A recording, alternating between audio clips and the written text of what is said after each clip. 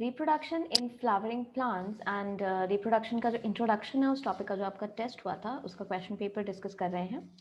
If the pollen is transfer to the stigma of the same flower, अगर same flower में transfer हो रहा है, सेम फ्लावर के एंथर से पॉलन का ट्रांसफर सेम फ्लावर के स्टिग्मा में हो रहा है, तो उसे क्या कहा जाता है? उसे कहा जाता है ऑटोगैमी. उस कंडीशन को कहते हैं ऑटोगैमी, जिसको सेल्फ पॉलिनेशन भी कहते हैं,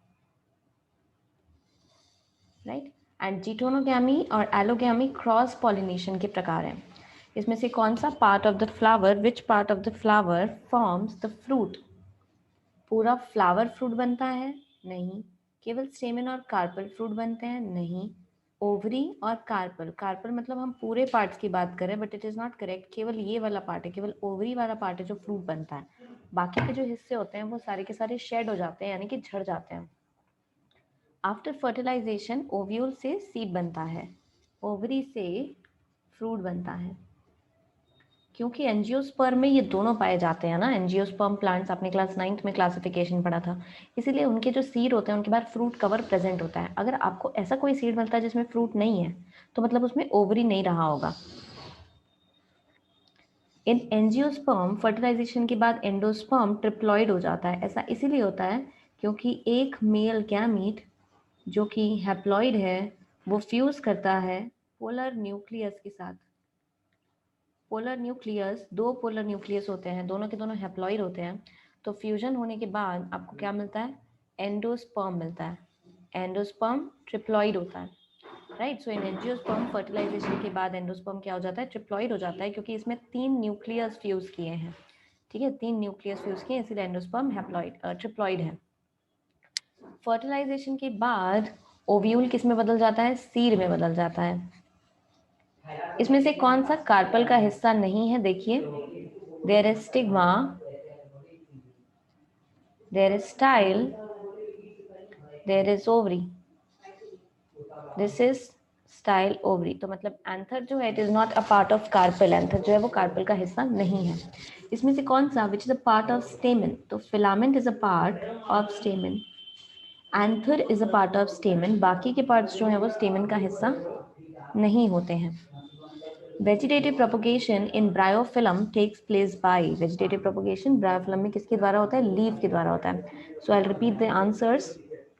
फर्स्ट क्वेश्चन के लिए आंसर है सी, सेकंड क्वेश्चन के लिए आंसर है सी, थर्ड क्वेश्चन के लिए है सी, फोर्थ क्वेश्चन के लिए है ए, फिफ्थ क्वेश्चन के लिए आंसर है सी, सिक्स्थ के लिए आंसर है बी, सेवेंथ के लिए आंसर है B.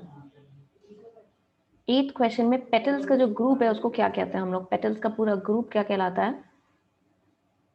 Corolla is the group of petal and calyx is the group of sepal. Group of sepal. What is this? This is group of petals. तो इस question के हिसाब से answer will be none of these. None of these is correct.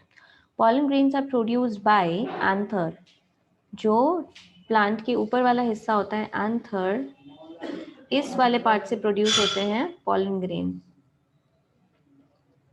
Pollen grains are produced from here, so pollen grains are produced by anther. Which one is applicable to insect pollinated flowers? इसमें से कौन सा insect pollinated flowers के लिए correct है? Flowers बहुत छोटे छोटे होते हैं.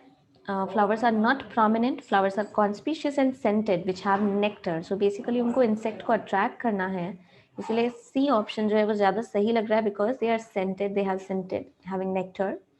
Nectar collect करते हैं insects, इसलिए वो आएंगे. सेपल का ग्रुप क्या कहलाता है? सेपल का ग्रुप कहलाता है कैलिक्स. करेक्ट आंसर है B. Which of the following produces male gametes in a flower? इसमें से कौन सा male gametes produce करता है एक flower में? So that correct answer is stamen. Stamen से male gametes produce होते हैं.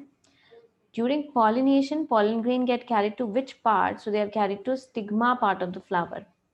At the time of entering into ovule, ovule में enter करते समय pollen tube में 2 male gamete present होते हैं. ठीक है, there are 3 male gamete. Okay, यहाँ पे स्पेलिंग मिस्टेक है, it should be 2 male nuclei. This correct answer is B. 14th का करेक्ट आंसर है 2 मेल न्यूक्लियस और 2 male gametes are present.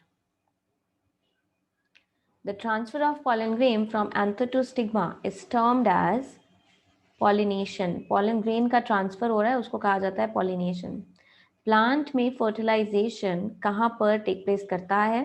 So the fertilisation take place in embryo sac. Embryo sac में egg present होता है, pollen tube यहाँ पर आता है, मेल गैमेट रिलीज करता है, तो फर्टिलाइजेशन एम्ब्रियो सैक में टेक प्लेस करता है।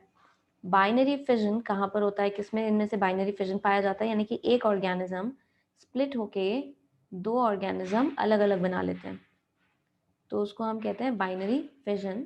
और ये किस में पाया जाता है? It is a characteristic of amoeba. Pomegranate is a plant. Hydra आपने एनिमल में पढ़ा है, right?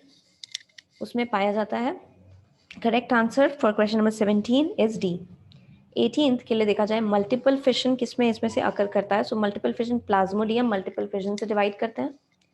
Plasmodium is a causative of malaria, जिसकी वजह से मलेरिया होता है। So it is a causative of malaria. The gametes are formed as a result of meiosis. Gametes किस वजह से बनते हैं, कौन से सेल डिविजन से बनते हैं? meiosis से बनते हैं। The most fundamental characteristics of living being, सबसे बेसिक कैरेक्टरिस्टिक जो हर लिविंग बीइंग परफॉर्म करता है, उसकी बात की जाए, फंडामेंटल कैरेक्टरिस्टिक जिसकी वजह से ऑर्गेनिजम्स आगे बढ़ते हैं, so that is reproduction. Locomotion इसलिए हम नहीं ले रहे हैं बिकॉज प्लांट्स में ये नहीं पाया जाता है, एंड रीजनरेशन ऑफ फ्रेगमेंटेशन भी सारे ऑर्गेनिजम्स में नहीं मिलता है, लेकिन मेजॉरिटी में आप reproduction is a property which is the most fundamental characteristic of living being. You will see this. Thank you.